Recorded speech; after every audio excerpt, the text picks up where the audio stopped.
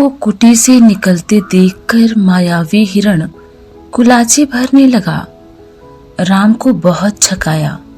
झाड़ियों में लुकता छिपता भागता वह राम को कुटी से बहुत दूर ले गया।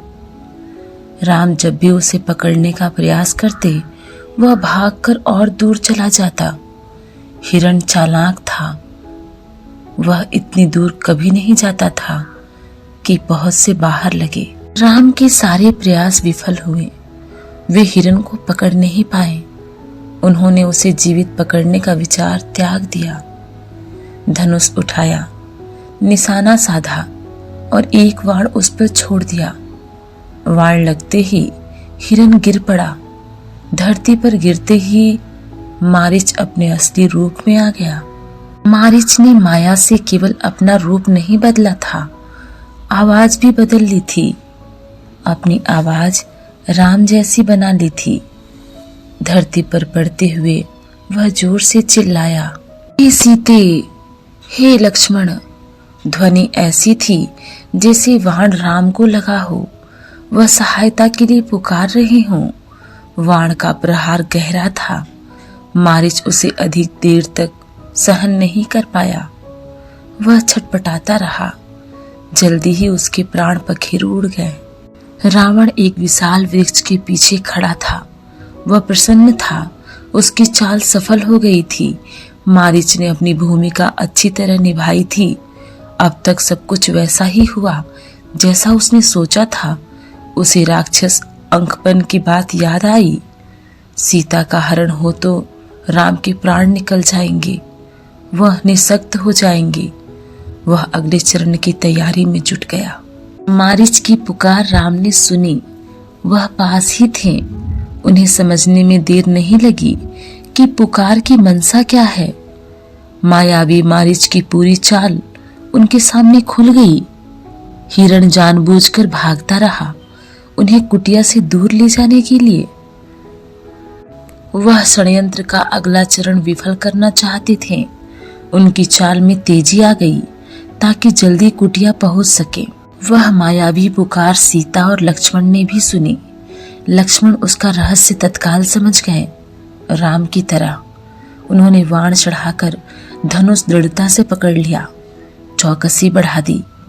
वे राक्षसों की अगली चाल का सामना करने के लिए तैयार थे। साथ ही राम का आदेश उन्हें याद था, उनके लौटने तक सीता की रक्षा। लक्ष्मण की ओर से इसमें चूक की कोई संभावना ही नहीं थी।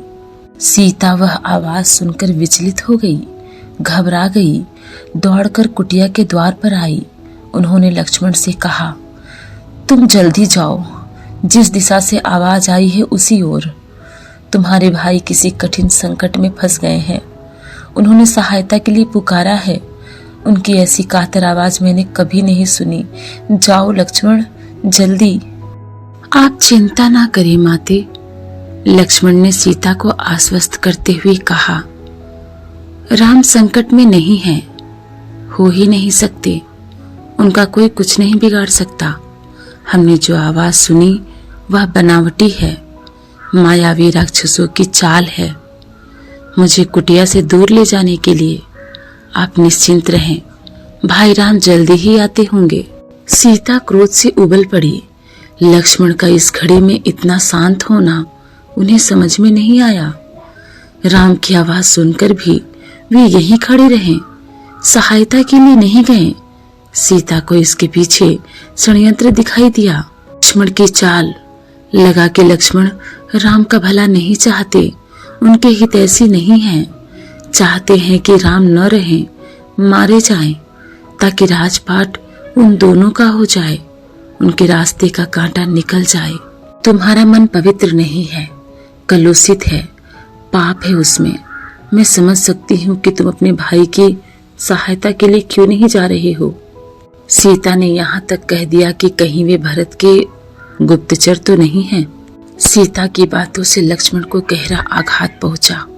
उनका हृदय छलनी हो गया, पर उन्होंने पलटकर उत्तर नहीं दिया। संयम बनाए रखा, सिर झुकाकर सब चुपचाप सुन लिया। वे सीता की पीड़ा समझ पा रहे थे। केवल इतना बोले, हे देवी, यह राक्षसों का छल है। खर दूषण के मारे जाने के बाद वे बौखला गए हैं, किसी तरह हमसे बदला लेना चाहते हैं। आप उनकी चाल में न आए, वे कुछ नहीं कर सकते हैं। मुझ पर विश्वास करें, राम को कुछ नहीं होगा। सीता का क्रोध और बढ़ गया।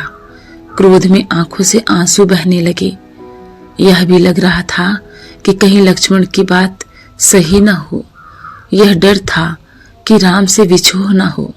उन्होंने कहा, राम से बिछुड़कर मैं नहीं रह सकती, मैं जान दे दूंगी। हे लक्ष्मण, तुम उन्हें लेकर आओ। लक्ष्मण राम के लिए राम की आज्ञा का उल्लंघन कर रहे थे।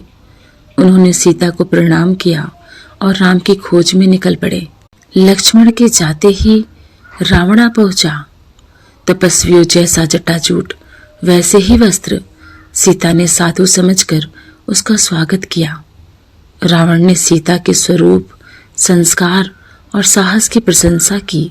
उसने सीता का परिचय प्राप्त करने के बाद कहा, सुमुखी, मैं रावण हूँ, राक्षसों का राजा, लंकाधिपति। मेरा नाम लेने पर लोग थरथरा उठते हैं, लेकिन तुम सुंदरी हो, सबसे अलग हो। तुम्हारे लिए मैं स्वयं चलकर आया हूँ। मेरे साथ चलो, सोने की लंका में रहो, मेरी रानी बनकर। सीता क्रोधित हो उठी। कहा, मैं प्राण त्याग दूंगी, लेकिन तुम्हारे साथ नहीं जाऊंगी। मैं राम की पत्नी हूँ, वे महाबलशाली हैं, तुम्हें उनकी शक्ति का अनुमान नहीं है। तुम चले जाओ, नहीं तो तुम्हारा सर्वनाश हो जाएगा। रावण ने सीता की बात अनसुनी कर दी। खींचकर उन्हें रथ में बैठा लिया। सीता प्रयास करती रही, पर रावण के चंगुल से मुक्त नहीं हो सकी। स्वयं को असहाय पाकर वे विलाप करने लगी। हे राम, हे लक्ष्मण, पुकारती रही। रावण का रथ लंका की ओर उड़ चला। मार्ग में सीता पशुओं, पक्षियों, पर्वतों, नदियों से कहती जा रही थी कि कोई उनके राम को बता दे। रावण ने उनका हरण कर लिया है। गिद्धराज जटायु ने सीता का विलाप सुना। उसने ऊंची उड़ान भरी, रावण के रथ पर हमला कर दिया। वृद्ध गिद्धराज ने रथ छत विछत कर दिया, रावण को घायल कर डाला। क्रोध में रावण ने जटायु के पंख काट दिए। जटायु अब उड़ नहीं सकता था, वह सीधे धरती पर आ गिरा। रावण का रथ टूट गया था, उड़ान नहीं भर सकता था। उसने तत्काल सीता को अपनी बाहों में दबाया और दक्षिण दिशा की ओर उड़ने लगा। सीता को लगा कि अब संभवतः कोई उसकी सहायता नहीं कर पाएगा। उनका बचाव केवल एक ही था, राम को किसी तरह समाचार मिल जाए। उन्होंने अपने आभूषण उतारकर फेंकना प्रारंभ कर दिया। आभूषण वानरों ने उठा लिए। उन्हें आशा थी कि वानरों के पास ये आभूषण देखकर राम समझ जाएंगे। उन्हें पता चल जाएगा कि सीता किस मार्ग से गई है। रावण ने सीता को आभूषण फेंकने से नहीं रोका। उसे लगा कि सीता शोक में ऐसा कर रही है। कुछ ही समय में रावण लंका पहुंच गया। वह अपने वैभव से सीता को प्रभावित करना चाहता था। उन्हें लेकर वह सीधा अपने अंतःपुर में गया। राक्षसियों को सीता की निगरानी करते रहने को कहा और बाहर निकल गया। थोड़ी देर में वह फिर लौटा। सीता को घूरते हुए उसने कहा, सुंदरी, मैं तुम्हें 1 वर्ष का समय देता हूँ। निर्णय तुम्हें करना है।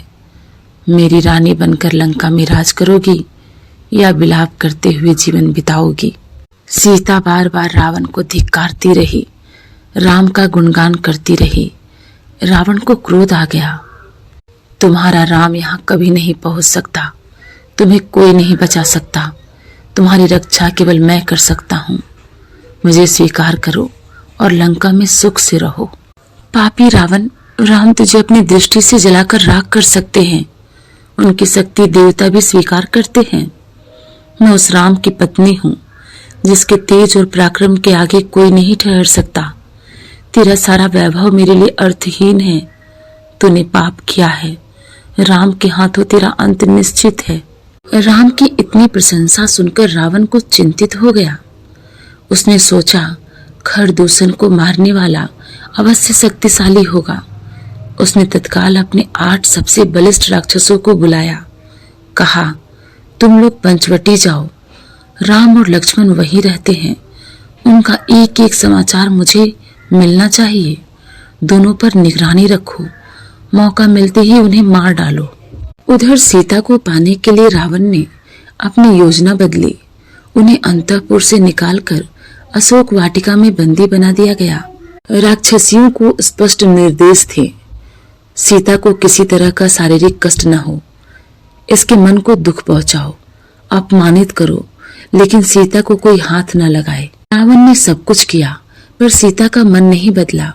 वे बार बार राम का नाम लेती थी, शेरों के बीच हिरणी की तरह बैठी रहती थी, डरी सहमी रो रो कर दिन काट रही थी। सोने के हिरण ने उन्हें सोने की लंका में पहुंचा दिया था। यहाँ से उन्हें राम ही बचा सकते थे।